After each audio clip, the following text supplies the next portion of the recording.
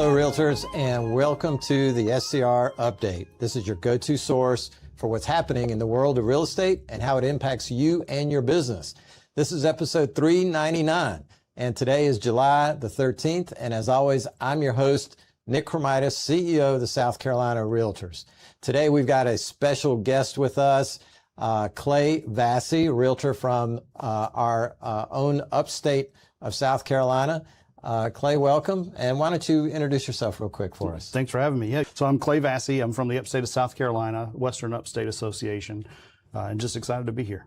Now, you're affiliated with REAL. What is your role in your REAL office? So my title is regional broker. Okay. I'm not the broker in charge of the state, but I am regional broker. I also run kind of a WeWork style space for agents that are also affiliated with REAL called REAL Local. It's a local office, just a collaboration space. I've attended a couple of the events that y'all have had in the upstate that were kind of like, I don't know, think tank type events that were so cool. And your company made some big news recently, earlier this year, acquiring RE/MAX, right? We did.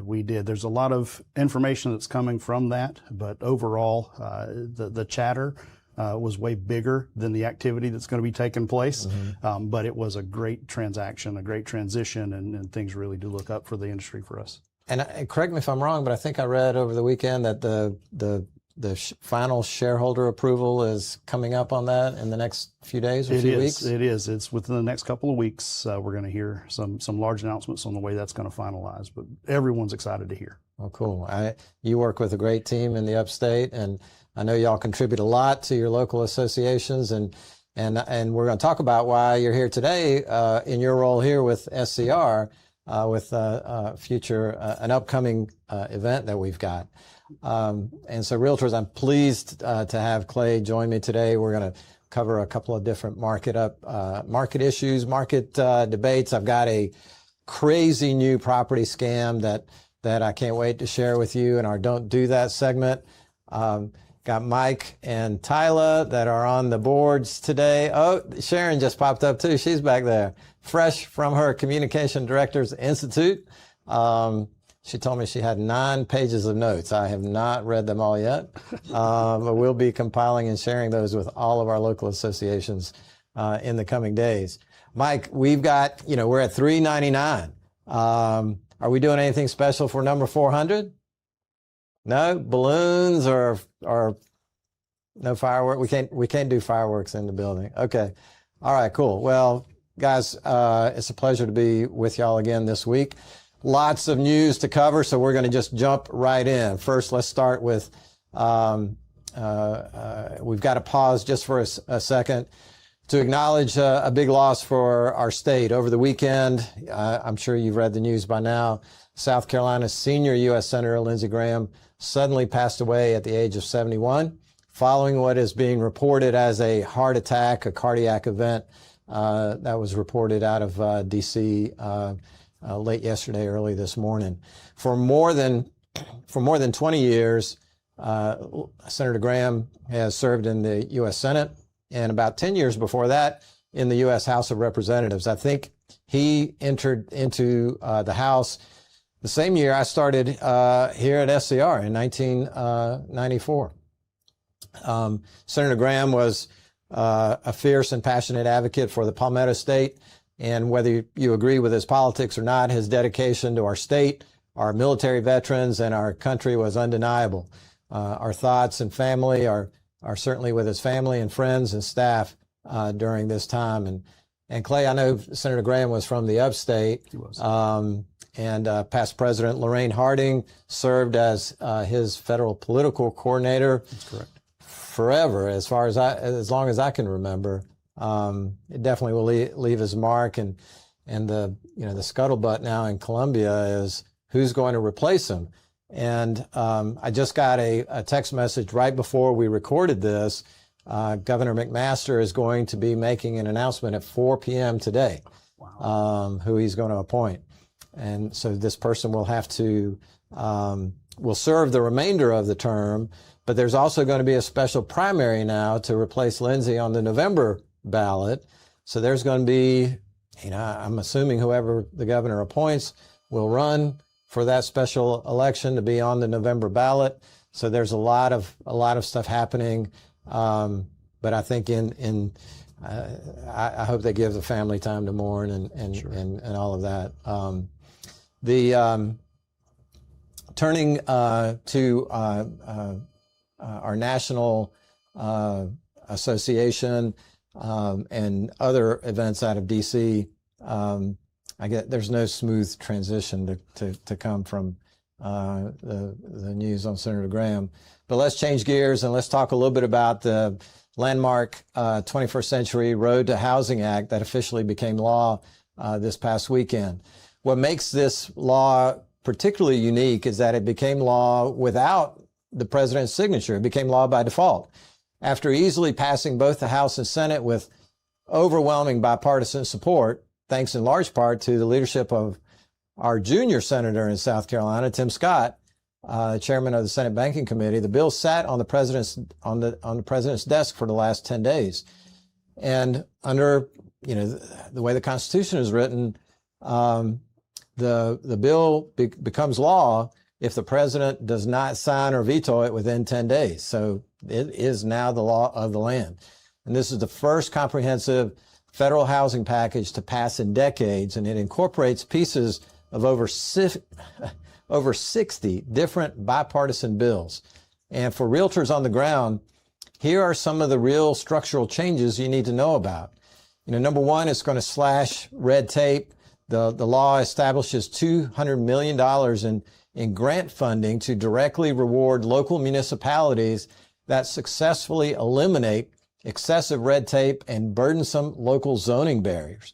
Now, Clay, I know in a lot of our communities in South Carolina, we've seen kind of a different attitude about growth. That's right. And I know y'all have seen a lot of this in the upstate. We have. In fact, Oconee County, where I'm primarily from, my primary market, we now have a moratorium on new construction. There's a lot of conversation about they don't want people moving into the areas because the growth is outpacing the infrastructures. And so to hear that we're getting support from the top down now really is going to help us all. I hope so, because I think we can have growth, we can have good infrastructure.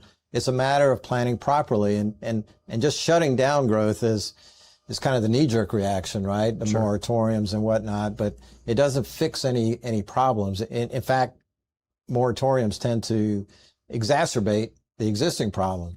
Because South Carolina still has a lot of demand. A lot of folks want to live on the land. We do. So demand is one thing, and then price increase is another. Yep. And what I'm seeing from a lot of agents, their posts are showing that this bill now is saying that it's going to bring prices of housing down. I don't know that it's going to bring prices of housing down so much as allow for more affordable housing and then different ways for folks to afford that housing. Am I correct in that? I think so. I think the red tape element of the bill is going to, especially I think in smaller rural towns that are looking for ways to grow, looking to create jobs in their community, I think they're going to see this as an opportunity to address housing needs in their communities, provide diverse housing from starter homes to forever homes, and address some of these issues that have held back new construction, especially in states like ours. The other element of the housing bill is for lenders and buyers. It creates a new FHA pilot program for small dollar mortgages, making it easier for entry-level buyers to secure financing on lower price homes. First-time home buyers, as you just mentioned, the price of a home in South Carolina has increased so much in the last few years. Any advantage that we can help first-time home buyers should be a good win for the marketplace. That's exactly right. That's exactly right. There seem to be a lot of folks moving to this area that have never owned homes because where they're moving from, it's just too expensive. Yeah. It's just too expensive. So as they move to this area, move to our areas, move to South Carolina, they are desiring that first home. And I'm excited that this is all happening timely.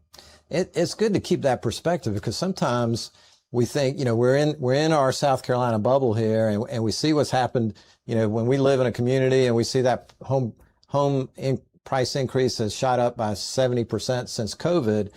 But somebody moving here from the Northeast or out West, they come to South Carolina and think they won the lottery. They do. Yeah, they do. They do. One of the other interesting elements of this federal bill, one of the many, has to do with manufactured housing. Now, manufactured housing has long been an alternative choice for entry-level housing. Now, one thing that has artificially kept the price of even manufactured housing high is that there are some old rules and regulations that artificially increase the price. And one of those elements are that up until now, manufactured homes had to have a permanent chassis built in, which is why I don't know the percentage, but I would assume the overwhelming number of mobile homes are in that rectangular shape. That's right. So they can be transported down the road. They can have wheels on them. And by eliminating this requirement now, it allows manufactured housing to compete in, higher density areas, higher cost markets that were previously reserved strictly for site-built or modular homes. I think that we'll see different sizes and shapes and different configurations. There's a modular home facility outside of Greenwood, South Carolina. Have you ever checked that out? I've not been there, no. I thought when we did a tour of this facility, and Mike, I can't remember the name of the manufacturer, but these modular homes in many cases are built to the same or better standards than a stick-built home. And in my mind, I went there thinking, oh, we're going to see some great starter home products here. Yeah. And that's not what they're building at all, because the margins are in the higher priced products. And they're building lakefront properties that are pretty big and extravagant. So these federal changes are alone and by themselves would not probably have that dramatic of an impact. But as we said, over 60 different elements of this bill. One last element I'll mention is that it raises FHA multifamily statutory loan limits for the first time in more than 20 years. This should help stimulate a new construction for affordable rental housing. So through the Home Reform Act and the Rural Housing Service Reform Act, USDA gets an overhaul under this bill as well. It heavily streamlines slow-moving federal environmental reviews, and notably, the final text of this bill omitted some controversial restrictions on the build-to-rent sector. This was something that was highly debated between the House and Senate, that developers had argued would freeze a lot of these very large community investments. And instead, the final law, as we've seen, focuses heavily on supply, affordability, and cutting government delays. Clay, I know you said you work primarily in the upstate and Pickens, Oconee County. Yes, sir. What are the trends you're seeing this year in the upstate? So as everything has gone up, even rent has gone up. Our average sales prices have gone up. Also, the number of agents in our market has gone up. So we've had lots of up.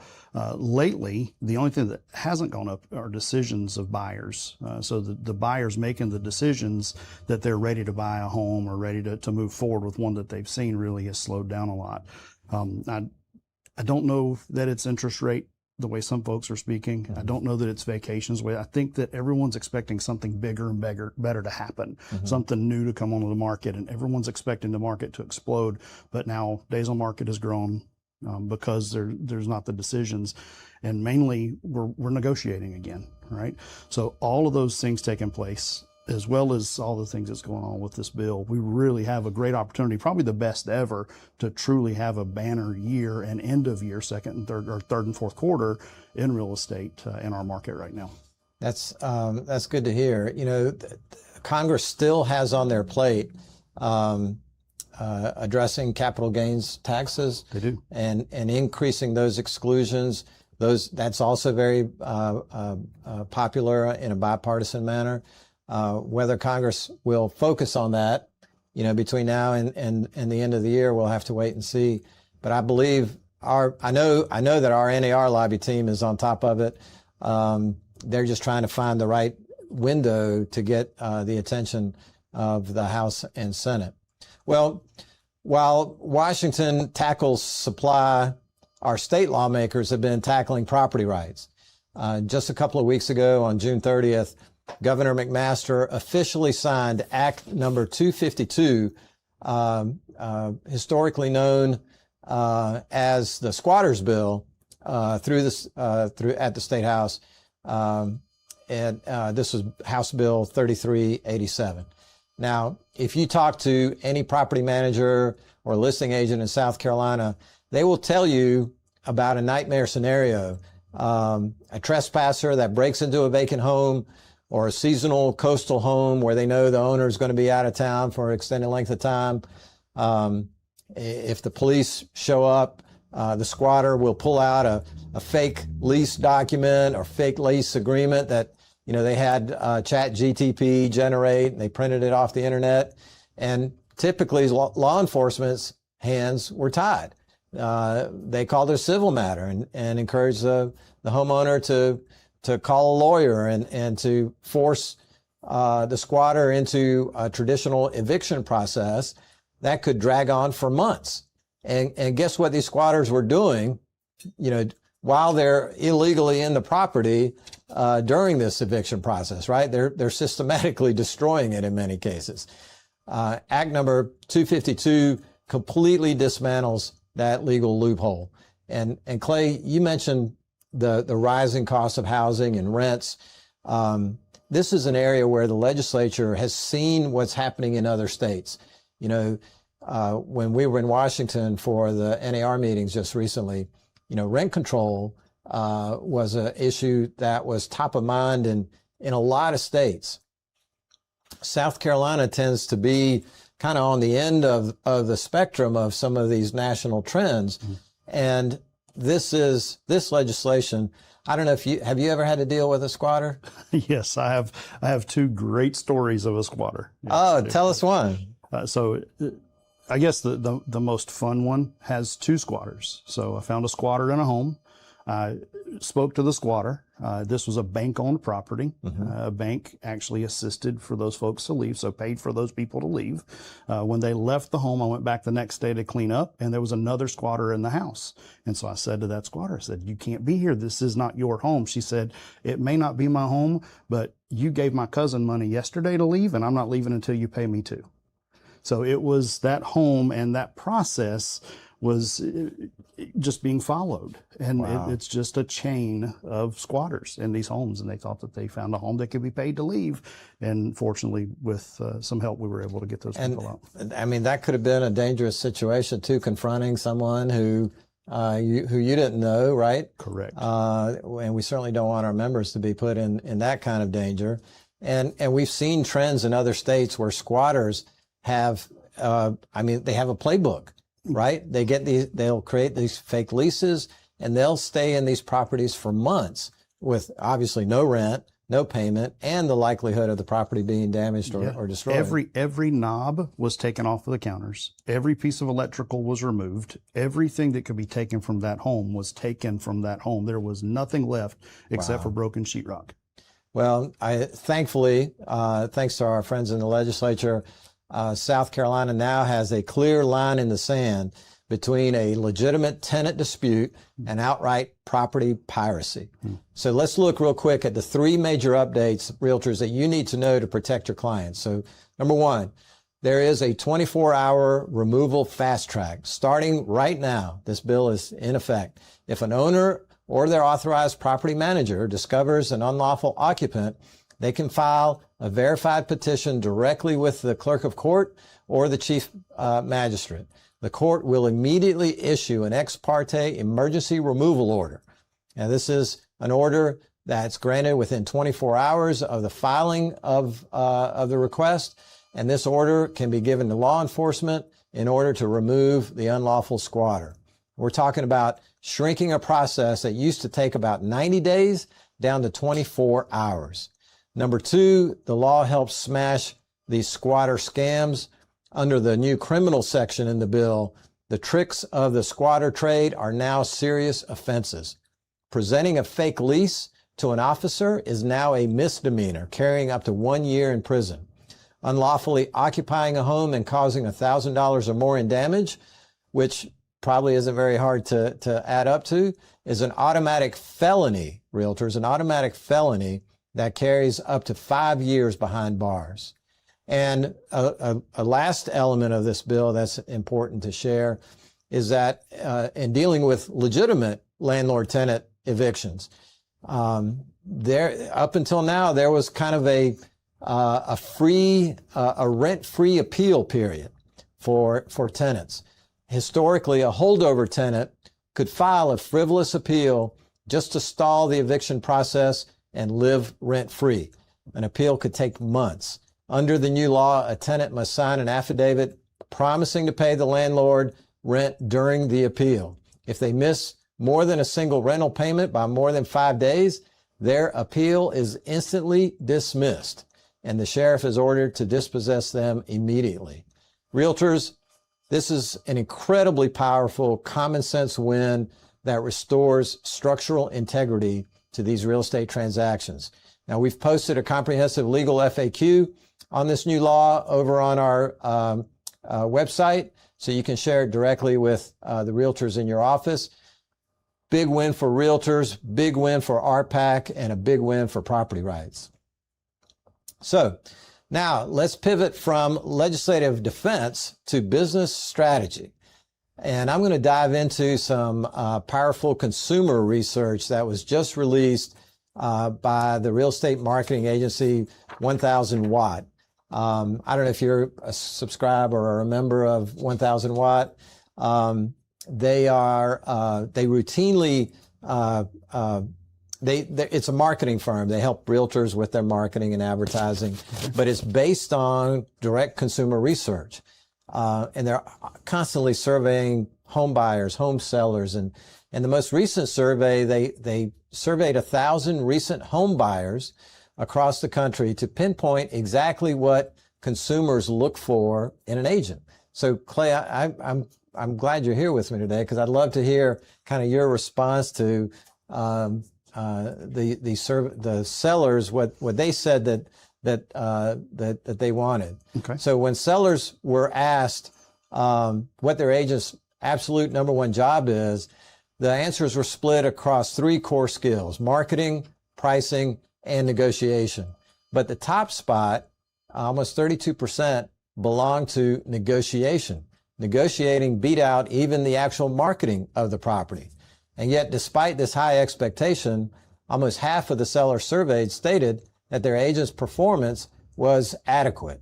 Now, this gap between consumer expectation and reality is one of our members, I think, single biggest business opportunities. We've been kind of preaching for the last few years to hone your negotiation skills, right? This survey seems to bear that out. What do you see in the sellers you've worked with? What have they come back to you and said, Clay, this is what I really appreciated that you did for me in this transaction? So negotiation is definitely one. And I believe one way that I excel is I've got a statement that I learned from Danny Hood: other agents are your best clients.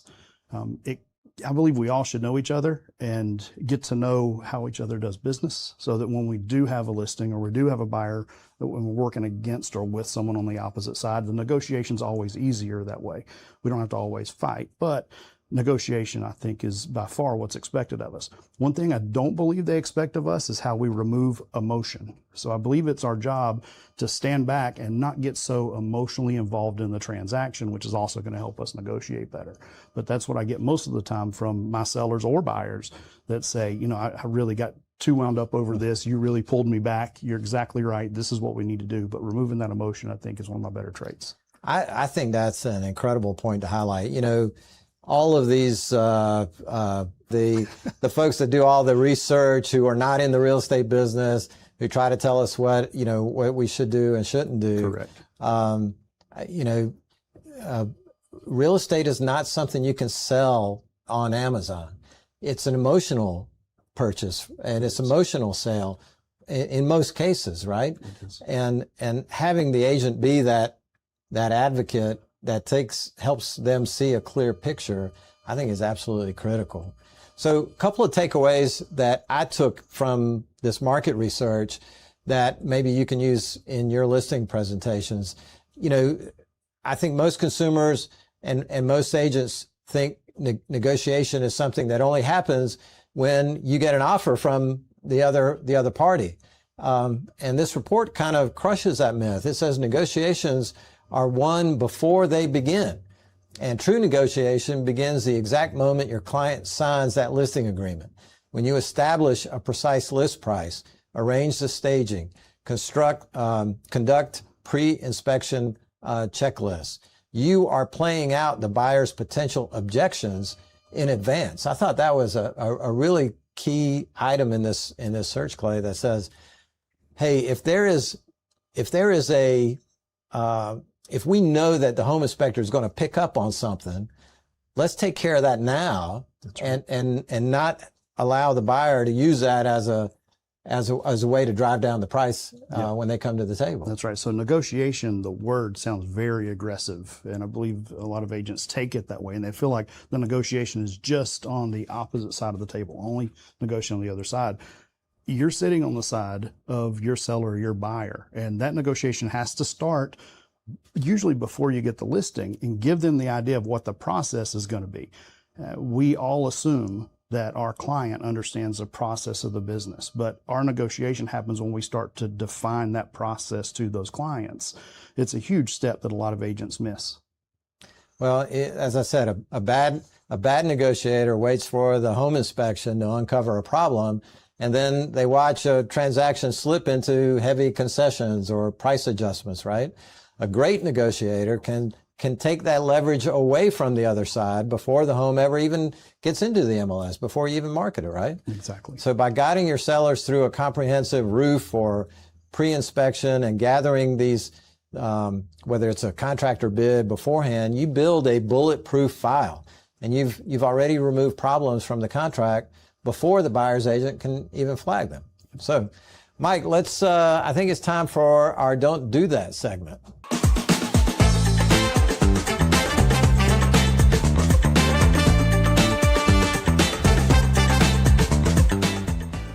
Awesome. Thank you. Thank you, Mike. Welcome to Don't Do That. This is where we highlight the common mistakes, ethical slip-ups, and risky business practices that you need to avoid, from compliance headaches to client horror stories. We're here to help keep you out of hot water. Now, this week, I want to pivot away from the legislation and stuff that we've talked about to uncover a highly sophisticated, deeply disturbing scam that is currently impacting our state and is targeting elderly homeowners. Realtors, I was at a bar conference this weekend, we have to take 14 hours of CLE every year as attorneys. They had a real estate intensive program this weekend that Byron and I attended. And we learned about this scam, which is unbelievable. I've been waiting all weekend to tell you all about this. Scammers are using public county records to hunt for elderly homeowners who have recently had a lien filed against their property by the HOA, by the homeowner association. Now, these seniors are often, fixed on a fixed income, and this lien may be a result of, falling behind on HOA dues, or maybe they got hit with a fine for, what was that Florida case where the grandfather had his grass, 1 inch too high. Right, yeah. It's crazy what these HOAs will fine you for. But here's, the homeowner gets this fine. They don't have the cash to pay for it, right? So they're desperate to get out of this. So here's how the scam unfolds. The scammer reaches out to the homeowner, posing as some type of foreclosure rescue specialist or HOA negotiator or consumer advocate, and they offer to step in and personally negotiate the lien with the HOA, basically to save the senior's home, right? Now, the trap where they trap these homeowners is that, they represent themselves as having to legally represent the homeowner. So the scammer tells the senior, hey, you just need to sign this standard POA, power of attorney. They frame it as just a harmless, administrative, some paperwork that, they need to sign so they can talk to the HOA on their behalf. Yeah. Well, the moment that power of attorney is notarized, the trap snaps shut. The scammer bypasses the HOA entirely, and depending on the amount, they'll pay the HOA off themselves. Using the broad powers granted in the POA, the scammer then will legally execute a deed transferring the title of that home into their own name or into an LLC they control. Wow. And armed with this title, what does the scammer do? They immediately list and sell the property to an unsuspecting third-party buyer, stealing the senior's equity and leaving the elderly victim completely homeless and still legally on the hook in some cases for some of the underlying debts. Now, by the time the senior realizes the HOA hasn't been paid, the scammer's gone, a new family's moving in. And realtors, this isn't just a hypothetical. I left it in my office. A real world example in Horry County. An elderly woman had a $5,000 HOA lien. She was behind on her HOA payments, her HOA fees, and a lien had been placed on her property. Scammer out of Illinois found her, got her to sign a POA, and then he attempted not once, not twice, not 3 times, but 6 times to file a deed with Horry County's registrar's office online. Okay. Each time the deed had something missing. The most obvious things were, the fact that the notary was in Illinois, not in South Carolina. They had the owner of the property docu-sign the deed. In South Carolina, you need a wet ink signature. They had Horry County, state of North Carolina on the deed. They didn't have the appropriate affidavit required. But on the 6th time, even with the documents still showing state of North Carolina, the online system in Horry County accepted the deed and filed it. And guess what this individual did 2 weeks later? Ended up selling the home, literally making this elderly woman homeless.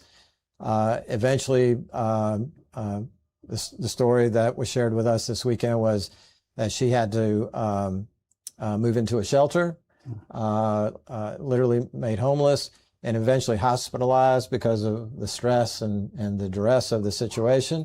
And it was only then that the hospital contacted law enforcement, attorneys got involved, and now they're suing all these parties. But realtors, as professionals, if you're approached by an out-of-town LLC or an individual with a really fresh deed looking for a quick under-market cash sale, now these are all red flags that we've seen before, right, on these vacant land scams. Same applies here, and especially if the buyer, if the seller is showing you a very fresh, very recent power of attorney, your radar needs to go off. You need to ask a lot of questions. You need to require title insurance on every transaction. And most importantly, educate your senior clients, educate your clients in your community, and tell them never to sign a power of attorney under duress, and to always consult a South Carolina real estate attorney before signing any documents that may affect their property rights. So, Mike, I think that's a wrap for our Don't Do That segment.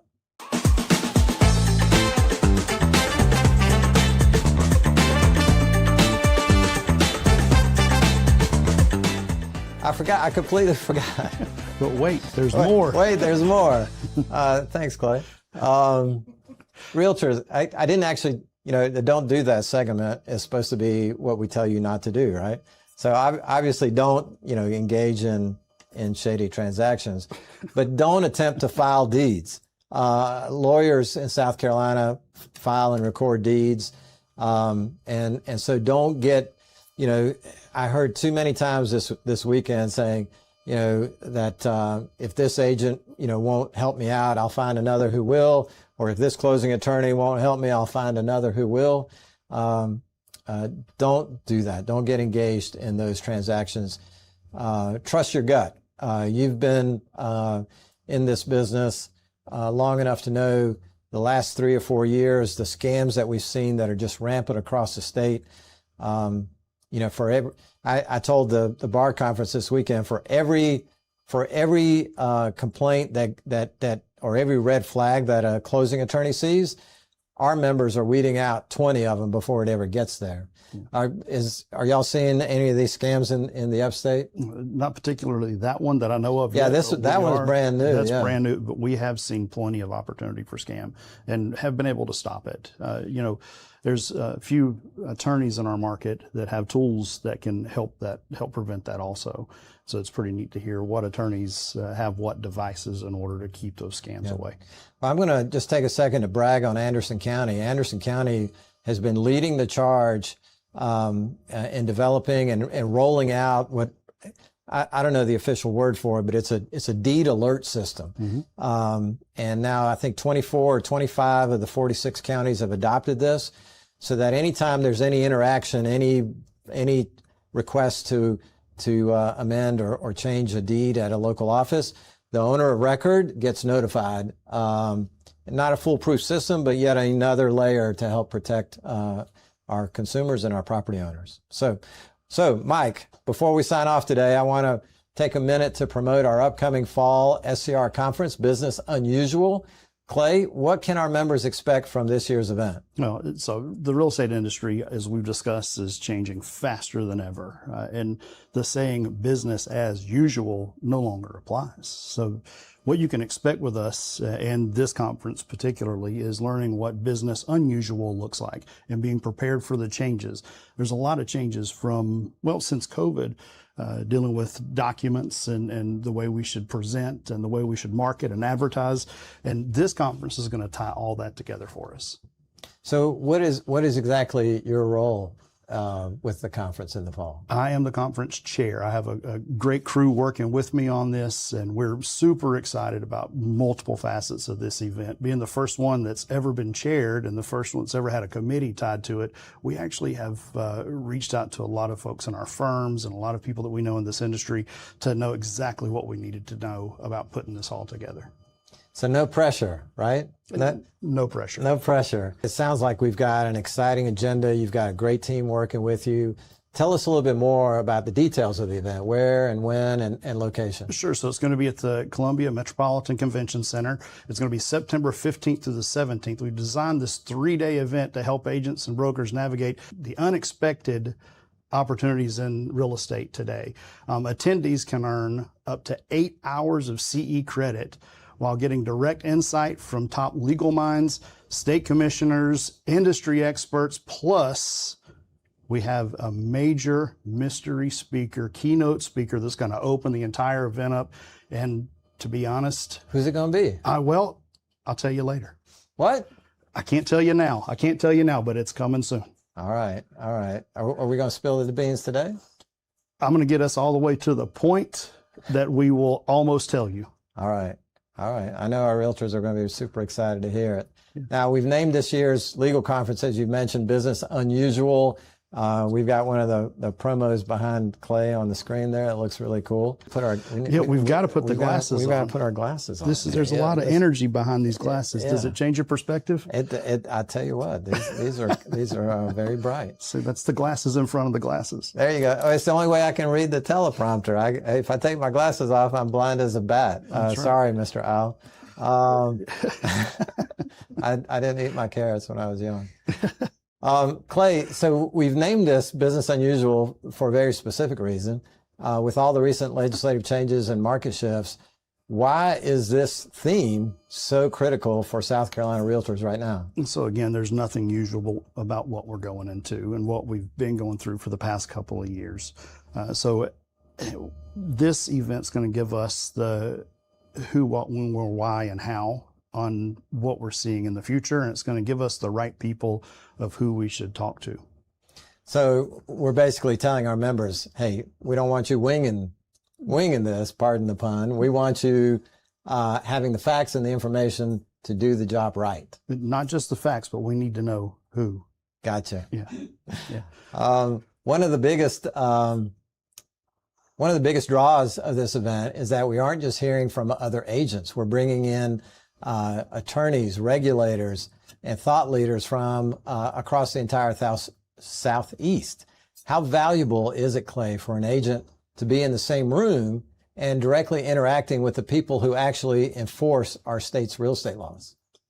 You know, most events that you go to, you learn the how. How do I do this? How do I grow my business? And this event's going to be a little bit different. This event's going to give us the opportunity to know why we're doing what we're doing. As an agent that's been in the business now for 15 years or so, I realized that my job at first was to list and sell houses. But as I attend these events and I attend these opportunities, I get to learn more about why I'm actually doing this and what steps it takes to do that. Gotcha. And are you sure you're not going to tell us who the keynote speaker is?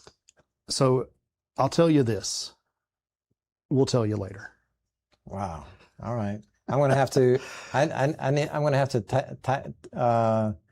There's a.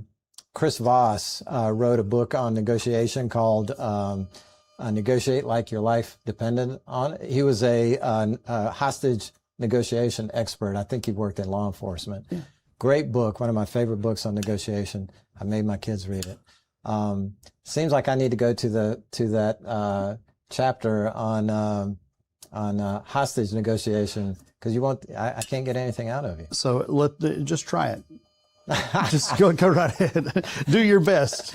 I'm going to have to take these orange glasses off.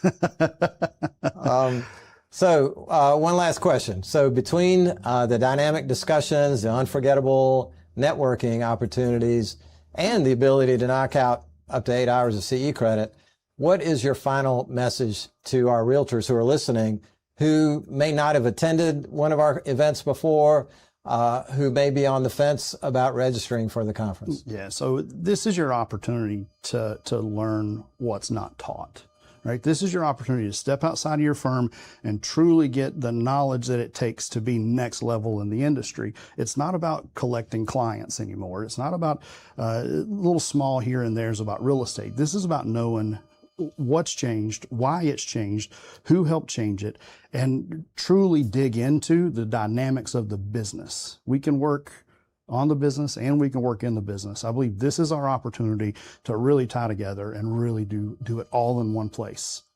I think it's critical for a realtor and their success to know what's happening. Not, obviously you need to be a local market expert, right? But you also need to be an industry expert. You need to know what's going on in the state and across the country and across the Southeast. And the only way to do that is to network with your peers. Clay and I will be there. We'll have our orange glasses. We'll certainly pose for any photo ops at the conference. I will not be wearing an owl suit. How about you, Clay? You don't know what you're wearing yet. Oh, my Just goodness. saying. Another surprise. I can't give it all away on day one. Well, all I know for sure is that it's going to be an incredible few days in Columbia. Registration is open, and I highly encourage all of our members to attend. We've got special broker packages and other opportunities for sponsorship as well. And Clay, I appreciate you joining me today to talk a little bit about just industry stuff and to promote the conference. And most of all, as a volunteer leader, I want to thank you. I know you've committed a lot of time and energy in putting this program together. And I know you're having fun, and we're having fun working with you. I'm having a blast, and there's going to be an ability for everyone to go and sign up online. We're going to post what that website is for folks to be able to come and attend this. We have all kinds of opportunities for them with VIP tables, and the brokers are going to be able to have tables for their entire teams and lots of things. But the fun of the volunteering has blown my mind. I'm so excited to be part of this. I'm so excited to be standing here with you. Thanks for having me. Oh, that's cool. We got some cool door prizes we're going to be giving away too. I know Sharon's excited about that. So the big lesson this week, Realtors, is clear. Clarity and preparation are the most underutilized competitive advantages in real estate today. Stop selling yourself as just a marketer and start positioning yourself as a master of strategic transaction defense. That almost sounds like a kung fu movie title, right? Well, we'll leave that aside for next time. That's all for today's episode of the SCR Update. We'll drop a link to the 1,000-watt report and the FAQ on the squatters bill in the show notes below. So don't forget, hit subscribe, leave us a 5-star review, share these episodes with members of your team. Realtors, have a highly prepared, highly successful week out there. Be safe and stay Realtor strong. Take care. And don't forget to register for Biz Unusual at screaltors.org/bizunusual.